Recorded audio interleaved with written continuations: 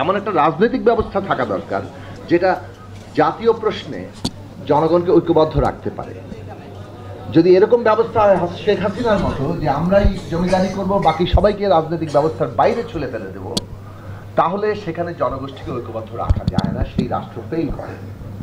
এটা প্রমাণিত হয়ে গেছে এবং আমাদের অভ্যুত্থান আমাদেরকে সেই অবস্থা থেকে মুক্তি দিয়েছে যে আমরা একটা নতুন রাজনৈতিক ব্যবস্থা গড়ার আমরা সন্ধিক্ষণে কিংবা একটা প্রক্রিয়ার মধ্যে আছি, যেখানে আমরা আমাদের নানান বিরোধ, মত পার্থক্য, প্রতিদ্বন্দ্বিতা, প্রতিযোগিতা, এমনকি মাঝে মাঝে সংঘাত, সবকিছু সত্ত্বেও একটা অভিন্ন রাজনৈতিক ব্যবস্থার মধ্যে থাকতে পারবো, সেখানেই আমরা মীমাংসা করতে পারবো। এটা খুবই গুরুত্বপূর্ণ প্রশ্ন। এই পলিটি নির্মাণ যদি আমরা করতে পারি, জনগণকে আমরা ঐক্যবদ্ধ রাখতে পারবো, তখন আমরা জাতীয় প্রশ্নে এমন একটা অবস্থান নিতে পারবো যেখানে ভারতও বাধ্য হবে আন্তর্জাতিক আইন মেনে আমাদের হিস্সা আমাদের বুঝিয়ে দিতে।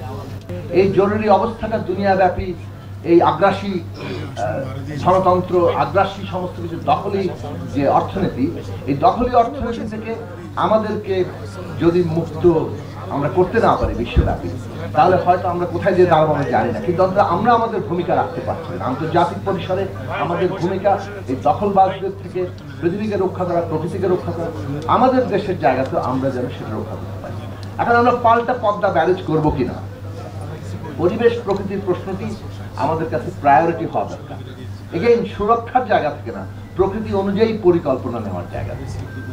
এই পার্থক্যটা দৃষ্টিভঙ্গিগত, কেননা জগৎ অ্যানথ্রোপোসেন্ট্রিক, মানুষ কেন্দ্রিক, জগৎ হওয়া দরকার প্রকৃতি কেন্দ্রিক, আমরা প্রকৃতির অংশ। এবং আমরা যে আজকে বিপ্লবের কথা বলি, আমাদের এইটাই বিশ্বাস যে বিপ্লব মানে হচ্ছে মানুষে মানুষের সম্পর্কের বদল, মানুষ এবং প্রকৃতির সম্পর্কের বদল। যদি সত্যিকার অর্থে